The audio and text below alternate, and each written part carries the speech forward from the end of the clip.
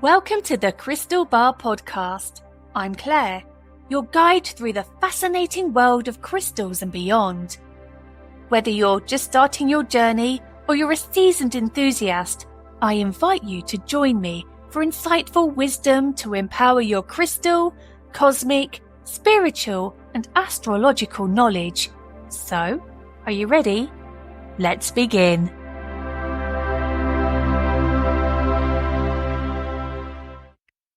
Hello, my lovelies. Today you join me in my garden. We are on the cusp of the summer solstice. We have a balmy heat wave going on here in the UK. So I thought I would head out into our garden and just have a little chat with you about what the summer solstice is about and enjoy the sounds of nature. Now, you probably won't hear it because, can you? I wonder. Obviously the birds are twittering, but because it's so warm they are a little bit more quieter. You might get the odd bumblebee buzzing around my head. But I hope you're well. How have you been? How has your week been? Gosh, we had a busy weekend. It was Father's Day here in the UK, which was lovely. And my brother, we did plan to have a lunch here for both sets of parents, but my brother kindly arranged a barbecue at his house. So it was really nice just to chill out and spend time with the family, have some food. Also, as well, we've booked a couple of nights out. My husband has booked, I don't know if anybody likes Michael Jackson's music or anything like that, but there's a stage tour called Man in the Mirror, and he's booked that for us, which is really exciting indeed. And then in a couple of weekends we are going to be seeing the Red Arrows. Honestly, they're my favourite. In our old house, we used to look out of our top bedroom window and we could look over towards Shuttleworth and see them in the far distance. But where we are now, they do bank round over our house, but I can't really see them because we've got obviously a lot of trees around our garden. With that in mind, I decided this year we're going to the display proper, and I cannot wait. Oh my gosh, if you follow me on social media, I am sure you will see all of the photos, all of the videos, because I'm sure I'll probably post lots there. Anyway, I hope you've had a good week. Ivy is 1 day post-operation. Bless her, we feel awfully guilty. We clean her teeth, but she had a lot of overcrowding. She's got the tiniest mouth on this planet. She's almost got like a hamster mouth, tiny mouth.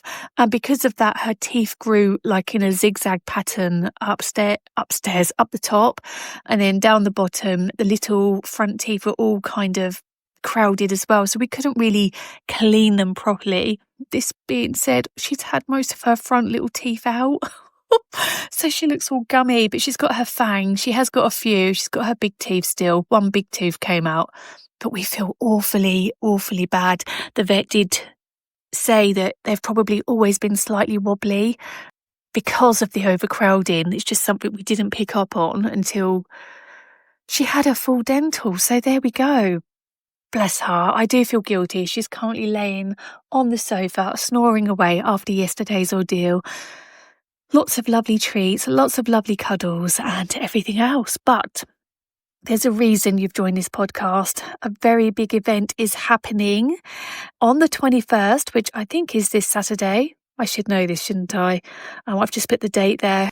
Yeah, a very big date indeed, the summer solstice. It's probably one of my favourite days of the year. I love the equinoxes.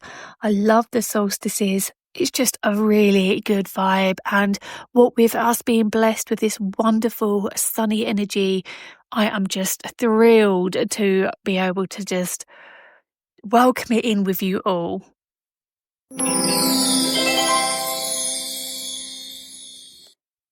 So, my lovelies, my lovely light beings, as I said, this golden energy at the moment with the sunshine is just leading us up to one of the most powerful days of the year. Now, the summer solstice, also known as Litha in the Wheel of the Year, is the longest day and the shortest night. It's a time when the sun reaches its high point in the sky and nature is fully alive. It's not just a shift in light though, It's a call to awaken the light within us. Now, I just want to hesitate and just wish those of you in the Southern Hemisphere a very happy winter solstice, which is also known as Yule, and you're actually welcoming back the light. The nights are about to draw out for you. So however you're celebrating that, I hope that you have a wonderful, wonderful day. Now, the summer solstice actually marks the second phase of the Earth's sacred journey around the sun, and it's a cycle that began at the spring equinox, which we had in March. If the equinox was our time to plant the seeds and set intentions, that means the solstice is our moment to nourish those seeds, to patiently tend to what we've already set in motion. It's energetically parallel to the first quarter moon, which is a time for growth, for nourishment, and trust in the process. And for centuries, civilizations have honoured this sacred time. So, just think of Stonehenge. It's been built to perfectly align with the rising sun on this very day.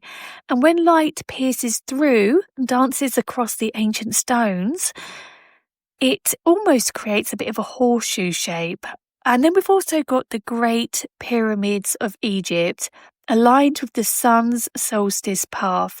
And these just aren't coincidences, they're evidence of ancient wisdom, reminding us that aligning with the sun's journey aligns us with life itself. Now, as I just mentioned, the solstice is also called Litha. Now, Litha is a celebration of life, of abundance and light, but it's also a moment to pause. Just as the sun lingers longest in the sky, we're invited to linger in the moment, to soak in joy, to soak in love, beauty, and of course, yes, to trust. We've taken action, and now we allow the universe to support us. Think of this as nature whispering, you've done the work, now let it bloom. However, it is easy to feel anxious in this phase, like we should do more, but summer teaches us to be patient, that like the sun, we too rise again and again. No matter what darkness tries to creep in, our light is stronger. Now, we're used to aligning with the moon, but the sun's journey is equally sacred. Spring equinox births new beginnings. Summer solstice is that divine pause for nourishment, and autumn equinox is our time to harvest and reflect, where winter solstice, our renewal and rest, is just the place you need to be. So all of our friends in the Southern Hemisphere, it's about renewal and rest. And just ask yourself right now, okay, everybody, where are you in your cycle? Are you blooming? Are you resting? Are you shedding? Or are you becoming? Now, I've written down my favourite ways to honour the solstice. We have got, oh, hang on, my page has just flicked over. One moment, let me just go back through my notebook. Joys of being outside. It's beautiful though, the sun is just divine. Factor 50 all the way here for my red hair, but anyway.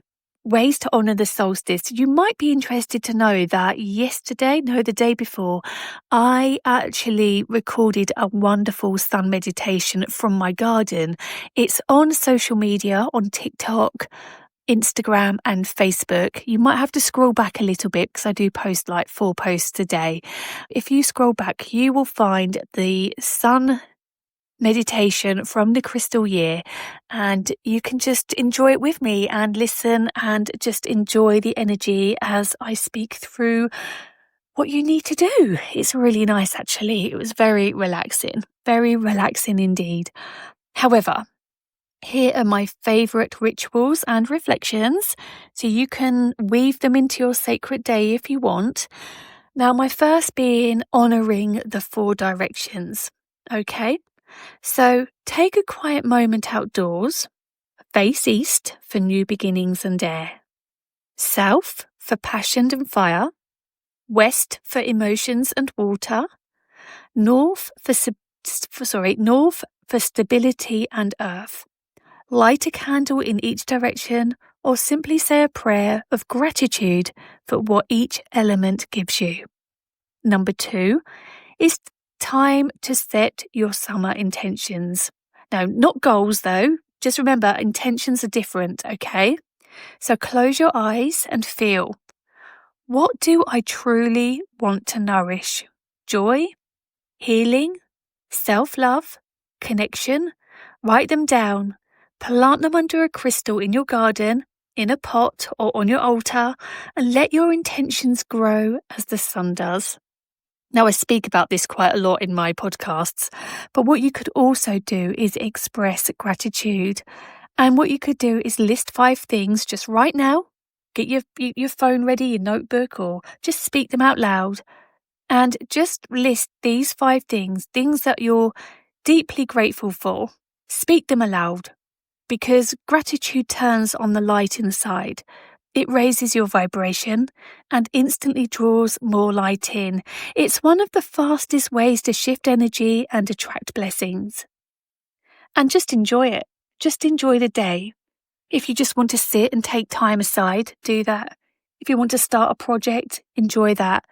But just remember, if you're out in the sunshine, practice safe sun, and make sure you drink lots of lovely water to nourish yourself and keep yourself hydrated as you enjoy the summer solstice in your own way. Now, coming up, we have actually got a powerful new moon in Cancer on June the 25th. Cancer is ruled by the moon, so this is a deeply emotional, soul-nourishing lunation. Now, we also step into Cancer season on the solstice, so it's a really big time for sort of home vibes and nourishment and all that jazz. And of course, I will talk about the new moon more in next week's episode, but I thought I would touch on this. Now, I know Cancer gets a bit of a reputation for being all about home and baking cakes, which sounds pretty wonderful to me, but did you know that Cancer is a cardinal sign? This is a leader of the zodiac because it starts a season just like Aries, Libra and Capricorn. So while it's soft and homely and nice and all that jazz, it's also strong. And this moon is about powerful beginnings rooted in emotional truth and connection. So this coming week, leading up to the 25th, it's a time to be dynamic in your sensitivity, bold in your nurturing, strong in your softness, and Mars is sending beautiful energy of determination and drive to this moon too. So yes, your manifestations are going to be supported. So this week's energy invitation is just to be the light. As we honour this sacred solstice, I invite you to spend a few minutes each day observing your thoughts and just be aware, are you focusing on love, abundance, healing, or fear, doubt and lack? Because remember, during this highly manifesting period, what you focus on, you do attract. This is the law of attraction. It's not just spiritual woo, it's quantum, my loves. Your energy shapes your reality. So this week, choose your focus like your life depends on it, because it does, my lovely. Whatever you're going to attract in this week is going to really manifest itself in many beautiful thoughts.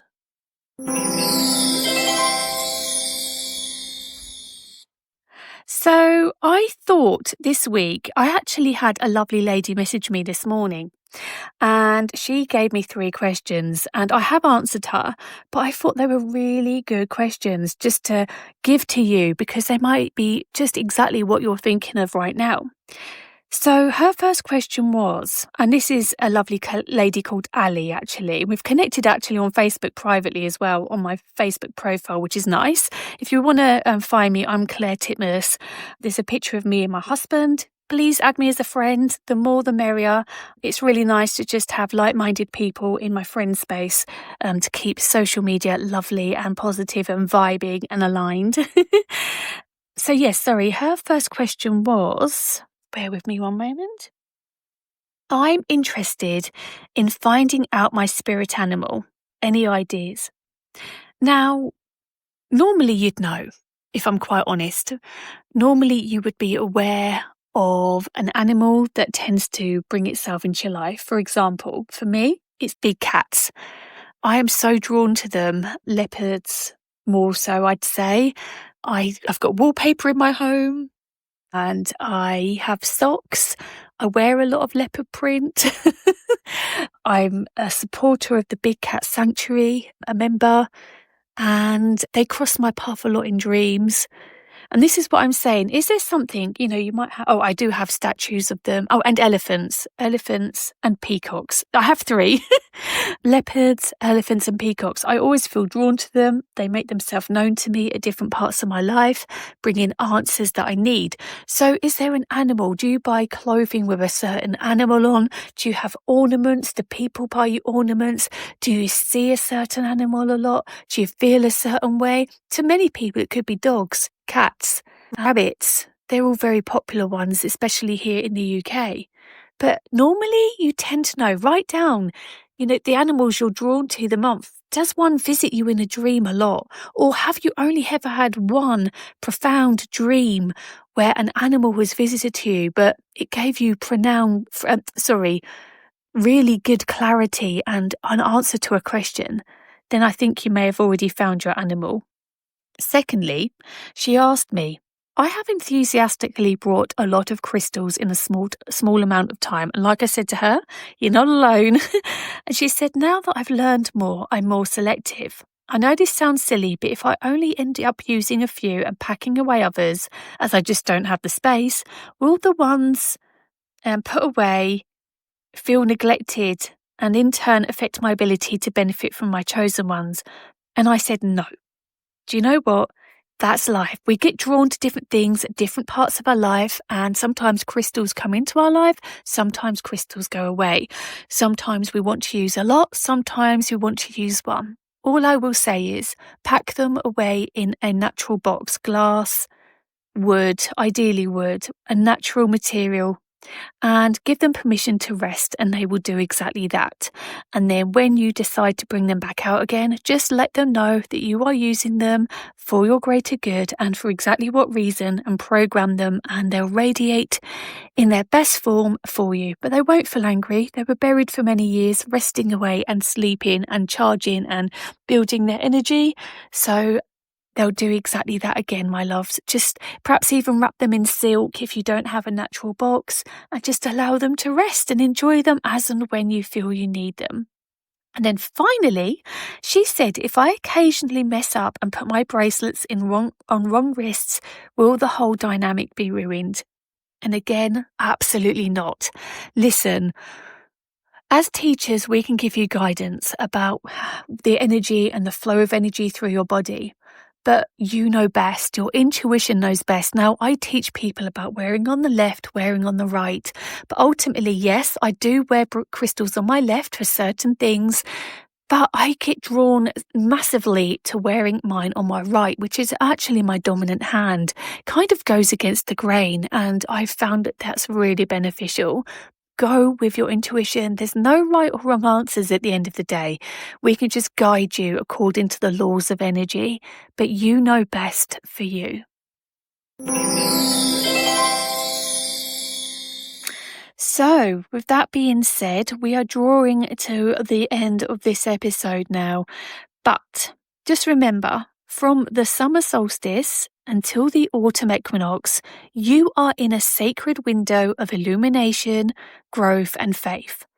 So let the sun be your reminder, okay? Let nature teach you. You don't have to have all the answers. You just have to nourish what you've planted and trust. Because you are the light, you are the magic, and you are the sun rising each day, even after darkness. So, my loves, happy summer solstice, happy Litha, happy winter solstice to our friends in the southern hemisphere.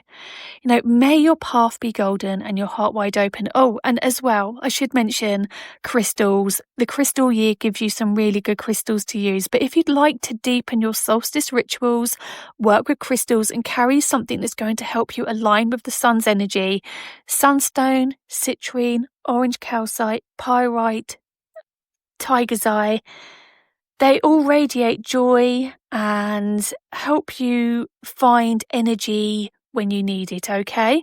And of course, you can find these at the Crystal Bar website. Sorry, a little bit of a plug there. So, my loves, I'll see you next week for a deep dive into that magical new moon in Cancer.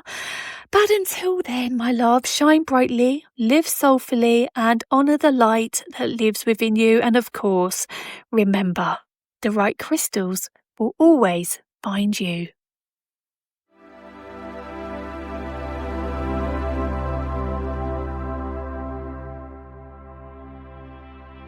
Before you go, I have a very special discount code for you, especially for those of you who love buying crystals. So, the code is podcastcrystal. If you use this at checkout at thecrystalbar.co.uk, you will get a very secret discount. And yes, it is a secret because I changed the value of the code throughout the year. So who knows what discount you will receive. But I hope you've enjoyed today's episode. I hope you found it beneficial. And if you have, I'd be really grateful if you could just leave a comment, leave a review. And of course, if you have a friend who loves crystals just like us, please do share it with them. Sending you love, sending you light. Have a great week because honestly, my lovelies, you really do deserve it. And as I said earlier, remember, the right crystal will always find you.